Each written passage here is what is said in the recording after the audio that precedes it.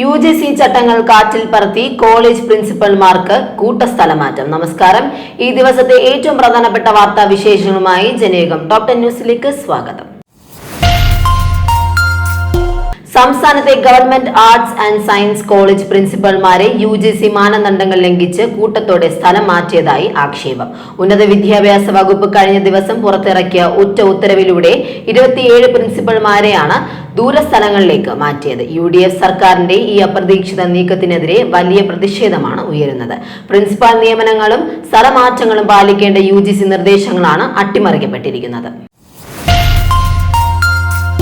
ഹൈക്കോടതിയിലെ advocate general ഓഫീസിലെ senior government pleader MV Vipin സ്ഥാനം രാജിവെച്ചു. മുഖ്യമന്ത്രി VD സതീശന്റെ നിർദ്ദേശത്തെ തുടർന്നാണ് രാജി സമർപ്പിച്ചത്. UDF സർക്കാർ അധികാരമേറ്റതിനു ശേഷം ഹൈക്കോടതിയിലെ അഭിഭാഷക നിയമങ്ങളുമായി ബന്ധപ്പെട്ടുണ്ടാകുന്ന രണ്ടാമത്തെ രാജിയാണ്. വിപിന് CPIM-മായി അടുത്ത ബന്ധമുണ്ടെന്ന് ആരോപിച്ച് ലോയേഴ്സ് കോൺഗ്രസ് മുഖ്യമന്ത്രിക്ക് പരാതി നൽകിയിരുന്നു. സംസ്ഥാന കോൺഗ്രസിൽ പുതിയ KPCC അധ്യക്ഷനെ ചൊല്ലി തർക്കം മുറുകുന്നു. MPമാരായ കൊടിക്കുന്നിൽ സുരേഷ്, ബെന്നി ബെഹനാൻ, ആന്റോ ആന്റണി, ഷാഫി പറമ്പിൽ എന്നിവർ നീക്കം ഊർജിതമാക്കി. ജോസഫ് വാഴക്കൻ, KC ജോസഫ്, മാത്യു കുഴൽനാടൻ എന്നിവരും രംഗത്തുണ്ട്. KC വേണുഗോപാൽ മാത്യു കുഴൽനാടനായും VD സതീശൻ കൊടിക്കുന്നിലിനായും രമേശ് ചെന്നിത്തല ജോസഫ് വാഴക്കനായും അവകാശവാദം ഉന്നയിച്ചു കഴിഞ്ഞു. ചർച്ചകൾക്കായി കേരളത്തിന്റെ ചുമതലയുള്ള AICC general secretary Deepadas Munshi തലസ്ഥാനത്തെത്തി. 26 പേരുടെ മരണത്തിനിടയാക്കിയ പഹൽഗാം ഭീകരാക്രമണ കേസിൽ ലഷ്കർ-ഇ-ത്വയ്ബ മേധാവി ഹാഫിസ് സായിദിനെ മുഖ്യ സൂത്രധാരനാക്കി ദേശീയ അന്വേഷണ ഏജൻസി കുറ്റപത്രം സമർപ്പിച്ചു.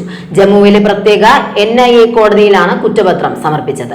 ഹാഫിസ് സായിദ് പാകിസ്ഥാനിൽ ഇരുന്നാണ് ആക്രമണത്തിന്റെ ഗൂഢാലോചന നടത്തിയതെന്നും ഇതിന്റെ നടത്തിപ്പ് നേരിട്ട് നിരീക്ഷിച്ചതായും NIA കണ്ടെത്തിയിട്ടുണ്ട്. തിരുവനന്തപുരം അമ്പൂരിയിലുണ്ടായ ദാരുണമായ വാഹനാപകടത്തിൽ 3 വയസ്സുകാരിയായ മകൾ മരിച്ചതിൽ മനം നൊന്ത് അമ്മ ജീവനൊടുക്കാൻ ശ്രമിച്ചു. കാട്ടാക്കട കൊറ്റമ്പള്ളി സ്വദേശിനി നിസയാണ് ആത്മഹത്യയ്ക്ക് ശ്രമിച്ചത്. അമ്പൂരി കുമ്പിച്ചൽ കടവ് പാലം സന്ദർശിക്കാൻ കുടുംബത്തോടൊപ്പം എത്തിയതായിരുന്നു 3 വയസ്സുകാരി ഋതുവേദ. വിനോദസഞ്ചാരത്തിനെത്തിയ ഇവരുടെ സംഘം സഞ്ചരിച്ചിരുന്ന വാഹനം ഹാൻഡ് ബ്രേക്കിലുണ്ടായ സാങ്കേതിക തകരാറ് മൂലം പെട്ടെന്ന് മുന്നോട്ട് ഉരുണ്ടു വന്നായിരുന്നു അപകടം സംഭവിച്ചത്. മാസങ്ങൾക്ക് മുമ്പ് വെടിനിർത്തൽ കരാറുകൾ പ്രഖ്യാപിച്ചെങ്കിലും ഗാസയിലെ തകർന്നടിഞ്ഞ കോൺക്രീറ്റ് അവശിഷ്ടങ്ങൾക്കിടയിൽ ഇപ്പോഴും 5000-ലധികം മൃതദേഹങ്ങൾ ചീഞ്ഞഴുകിയ നിലയിലുണ്ടെന്നാണ് CNN റിപ്പോർട്ട്. ഒക്ടോബറിന് ശേഷം 784 മൃതദേഹങ്ങൾ മാത്രമാണ് അധികൃതർക്ക് വീണ്ടെടുക്കാൻ കഴിഞ്ഞത്. 75,000-ലധികം ആളുകളെ കുറിച്ച് ഇപ്പോഴും യാതൊരു വിവരവും ലഭിച്ചിട്ടില്ല.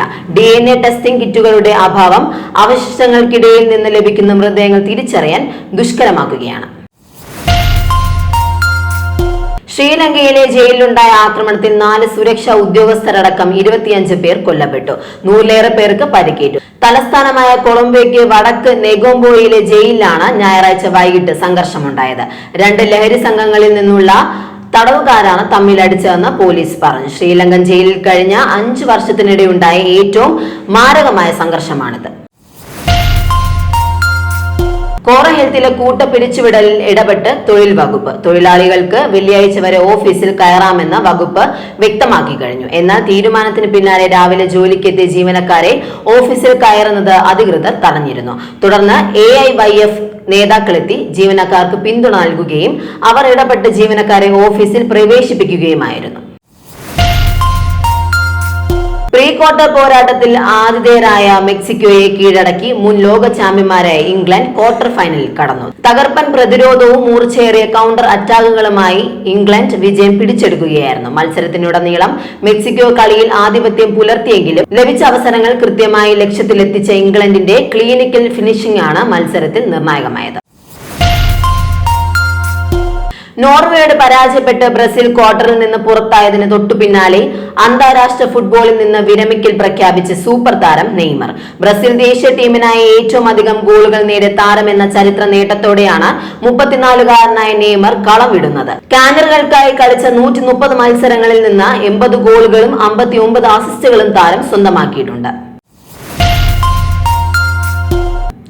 ജനയുഗം ടോപ് 10 ന്യൂസിലൂടെ വീണ്ടും കാണാം. കൂടുതൽ വാർത്തകൾക്കും വിശേഷങ്ങൾക്കുമായി ജനയുഗം വെബ്സൈറ്റ്, YouTube ചാനലുകൾ സന്ദർശിക്കുക.